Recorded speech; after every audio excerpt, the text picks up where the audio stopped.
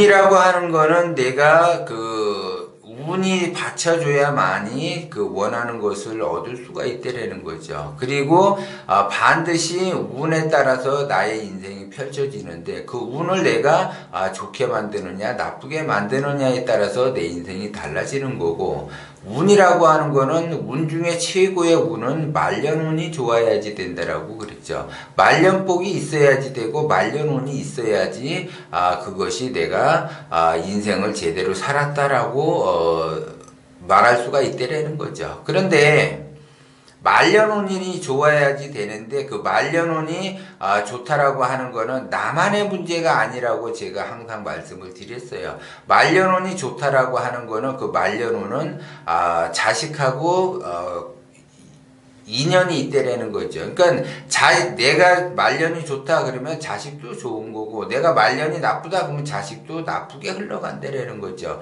그렇기 때문에 그 운이라고 하는 거는 나만 생각하는 것이 아니라 자식까지 연계성이 있기 때문에 되도록이면 사람은 누구나 다 말년복이 좋아야지 된다라고 제가 항상 이야기를 하는 거예요. 왜? 자식이 관련이 돼 있다라는 거죠. 몇 년 전에 이제 이분도 한 10년 됐나? 10년 전에 이분도 이제 상담을 하러 왔는데, 이분은 이제 딸 셋에 아들 하나를 뒀어요. 딸 셋에 아들 하나를 둬서 4남매를 뒀는데, 딸 하나와 이제 아들이 문제고, 이제 딸 둘은 그럭저럭 이렇게 흘러가요. 그럭저럭 이제 가는데, 딸하고 이제 그러니까 딸은 초년 운은 좋은데 중년 말년 운이 안 좋고, 또 이 아들은 초년 운은 안 좋은데 중년 운은 좋고 또 말년 운은 그렇게 좋은 거는 아니에요. 그래서 이 아들은 초년을 어떻게 보내느냐에 따라서 중년과 말년을 펼쳐나갈 수 있다는 거죠. 그래서 내 인생에서 꽃을 피우느냐 못 피우느냐는 말년에 따라 달려있다는 거죠. 예를 들어 초년에서 꽃이 피고 중년에 꽃이 핀들 다 소용이 없어요. 어차피 꽃은 지게 돼 있기 때문에 말년에 꽃이 피는 게 좋다라는 거죠. 그래서 말년에 꽃이 피게 되면은 꽃길을 가게 된다라는 거죠. 그래서 이 딸하고 아들을 잘 자기의 기운을 잘 써서 잘 관리를 하라고 이제 얘기를 했는데도 불구하고 나름대로 이제 해야지 되는데 하지를 못해요. 그러니까 자기만을 생각을 하는 거죠. 물론 오로지 자기만 생각하는 것이 아니라 항상 자식을 걱정하면서 이제 하는 거죠. 그래서 어쨌든 자식이 잘 되기를 바라면서 자식에게 뭔가를 해주려고 해요. 그러면서 이렇게 세월은 이제 흘러가는데, 문제는 이제 자기가 내가 말년운이 좋다라는 거는 나이가 들수록 가화만사성, 집안이 편안해야지 되는데 시간이 흐를수록 편안하지 않으니까 반드시 이제 딸하고 아들은 운 자체가 너무 안 좋기 때문에 제 밑에 와서 이제 공부를 하라 그랬어요. 근데 내 밑에 들어와서 공부를 하라고 했는데도 불구하고 공부가 할 수 있는 그것이 안 돼 있어요. 그래서 이제 다른 데 가서 또 이렇게도 물어보고 저렇게도 물어보다가 결국 엄청나게 큰 굿까지 했어요. 그러면 예를 들어 그렇게 큰 굿까지 했다라고 하게 되면 예를 들어 아들하고 딸이 운이 좋아져야지 되는데 그렇게 큰 굿을 해놓고서도 운이 좋아지지 않는다는 거죠. 그래서 이제 딸은 초년운이 좋다고 했잖아요. 그래서 공부를 잘해요. 그래서 이제 명문대까지 가는데, 아이가 이제 지방에 살다 보니까 부모가 얘가 공부를 잘하니까는 서울로 보내게 되고, 서울에서 공부하다 보니까 중학교 때까지만 부모 밑에서 있었고, 고등학교 때서부터는 이제 기숙사 생활을 하면서 학교 생활을 했어요. 그래서 명문대를 졸업을 하고 대기업에 취업이 됐어요. 그래서 우리나라의 최고의 기업에 취업이 되다 보니까 집안에서 이제 난리가 난 거죠. 경사가 이제 난리가 난 거예요. 그래서 역시 이제 부추를 하기를 잘했다라고 이제 하는 거죠. 그래서 그때는 이제 그 상황에서 얘가 대기업에 들어갔을 때 그 상황에서는 내가 바보가 되는 거고, 구출한 무당은 말 그대로 엄청난 그 용하다는 소리를 듣는 거죠. 근데 이제 거기까지 다 그 예견이 돼 있던 건데, 그것도 모르고 이제 하수니까는, 그 사람들은 하수니까는 논밭 팔아갖고 굿한 보람이 있다, 이제 이렇게 하는 거죠. 근데 원래 대기업에 들어가면 안 돼요. 안 되는데도 불구하고 대기업에 들어갔다는 거죠.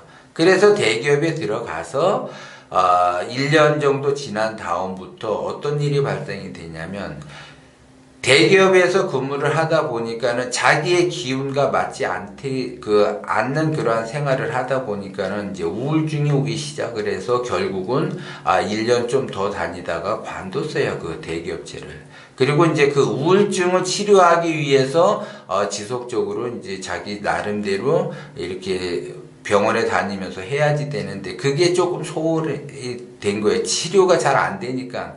엄청나게 그 자기의 그 기운에 따라서 움직이려고 하다 보니까는 이러지도 못하고 저러지도 못하고 그러는 거예요. 그리고 그 와중에 이 막내 아들이 교통사고가, 그 오토바이를 타고 가다가 교통사고가 나서 사망을 했어요. 그러다 보니까는 이제 딸은 우울증 걸려서 이렇게도 못하고 저렇게도 못하고, 아들은 또 교통사고가 나가지고, 그래서 아들은 초년운이 엄청 안 좋았어요. 그리고 중년 말년운이 좀 좋았어요. 그러니까 초년만 잘 넘기면은 중년 말년은 좋아지는 형국인데, 그러한 형국이 돼서 이제 저한테 다시 또 상담을 하러 왔어요. 이렇게 됐는데, 그 딸이라도 이제 자기가, 큰 딸이라도 어떻게 이제 자기가 좀 뭐 이렇게 해보고 싶다고 해서 다시 상담을 하러 왔는데, 이때는 이제 다 늦은 때에서 이제 온 거예요. 그래서 그거는 어쩔 수가 없고, 조금 이제 기다려야지 된다. 기다려서 자기의 운을 만났을 때 그때 다시 한번 와서 상담을 해서 다시 뭔가를 만들어내야지 된다라고 제가 이제 이야기를 했는데, 이 이제 그 우울증이 이제 오다가 보니까 뭐를 해도 안 되고 아무것도 안 되고 집에만 있다 보니까는 이제 갇혀있는 그러한 생활을 하다 보니까 또 이게 병이 깊어지는 거예요. 그래서 바깥으로도 나갔다가 이렇게 해서, 그래서 제가 이제 다른 데 가서 요양을 좀 하면서 병원에서 지속적으로 치료를 받아라 했는데 또 그 말 듣지도 않아요. 그러다 보니까 나이는 이제 차츰 이제 먹어가고 이게 어려움을 겪게 되고 이러다 보니까는 또 이상한 사람을 만나가지고 또 이상한 형태로 또 흘러가게 돼요. 그런데 이상한 사람을 만나가지고 이상한 형태로 흘러간다라는 거는 뭐예요? 그렇게 머리가 똑똑하고 뭐 한 사람이 결국은 바보가 돼서 이상한 사람을 만나서 이상한 짓을 또 하고 돌아다니는 거예요. 그렇게 되면 바보가 되는 거죠. 그러면 자기의 제일 큰 언니가 그렇다 보니까 밑에 있는 그 동생들도 걱정을 하면서도 이 아이들도 이상하게 변해내려는 거죠. 그러면 그 엄마 입장에서는 자기가 나름대로 열심히 해서 자수성가한 듯 말 듯 이렇게 의식주는 안정이 돼 있는데, 지방에서 의식주는 열심히 노력을 해서 의식주는 안정이 돼 있는데, 나머지 이 자식들이 계속 속을 새기다 보니까 이 자식에게 비용이 계속 나가다 보니까는 말 그대로 논밭 팔아가지고 그냥 다 가세가 기울어서 지금 완전히 이제 기울어진 상태가 되는 거죠. 그러면 여태까지 내가 자기가 일평생을 살아오면서 그렇게 다 모아놓은 것들이 하루아침에 다 꽃감 빼먹듯이 없어지는 형국으로 이제 발생이 되는 거죠.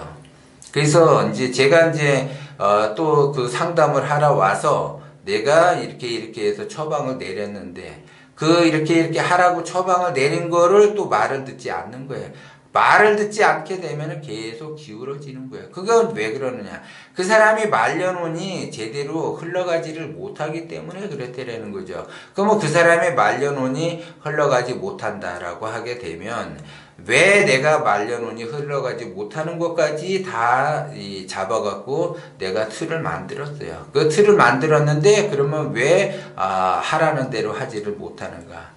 자기의 욕심, 내가 일평생 읽어놓은 거에 대한 그 원상복귀에 대한 욕심이 너무 강하다라는 거죠. 그 욕심이 너무 강하다 보니까는 더더욱 자식은 자식대로 안 되고 본인은 본인대로 안 된다는 거죠. 그 욕심을 내려놔야지 되는데 사람이 살아가면서 나이가 들수록 욕심은 내려놓게 돼 있어요. 진리를 공부를 하든 안 하든 그냥 일반적으로 나이를 먹게 되면 나이가 패기 있고 젊을 때에는 욕심이 많죠. 하고 싶은 것도 많고 내가 목표도 크고 이렇게 뭔가를 막 이렇게 열정적으로 하려고 하지만 그래도 살다가 보면 인생이라고 하는 거는 내 뜻대로 되는 것이 아니다라는 것을 알기 시작하면서 서서히 욕심을 내려놓게 돼요. 그리고 원심이 조금씩 작용이 된다라는 거죠. 그런데 저한테 와서 상담을 했는데도 불구하고 그 욕심을 내려놓지를 못해. 절대 상담할 때는 욕심을 내려놓겠다라고 하지만 상담을 하고 나가서 3박 4일이 지나면 작심 3일이 지나면 다시 원상복귀가 된다라는 거죠. 그래서 그 욕심에 자꾸 자기가 가라앉는 거죠. 그러면 그것은 어쩔 수가 없어요. 욕심을 내려놓는 거는 나만이 할 수 있어요. 원심으로 가는 것도 나만이 할 수 있는 거고 욕심을 내려놓는 것도 나만이 할 수 있어요.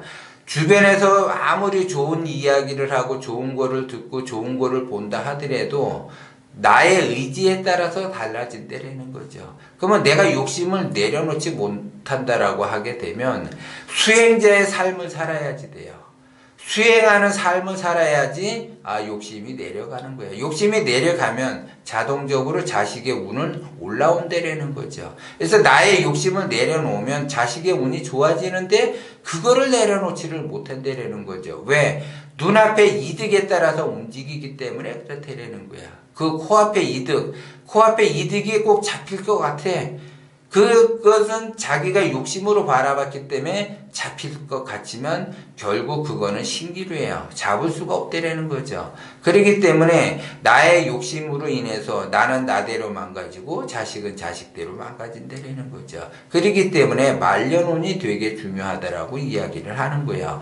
그리고 나의 기운이 작아지게 되면 나의 욕심과 자식의 그 기운과 동기감흥이 돼서 자식은 더더욱 안 좋아지는 거예요. 그렇기 때문에 말년운이라고 하는 거는 나만이 문제가 아니라 자식하고 연관성이 있고 그 자식들은 나와 동기감흥을 하기 때문에 나의 욕심과 동기감흥을 하기 때문에 나도 안 좋아지고 자식도 안 좋아진다라는 걸 여러분들이 명심을 하셔야지 돼. 그렇기 때문에 말년운이라고 하는 거는 결국 나만의 문제가 아니고 자식에게도 문제가 있으니까 내가 좋게 원심으로 흘러가 줘야만이 나도 좋아지고 자식도 좋아지는 거고 내가 욕심으로 가게 되면 나도 망가지고 자식도 망가진다라는 걸 여러분들이 명심을 하셔야지 된다라는 거죠.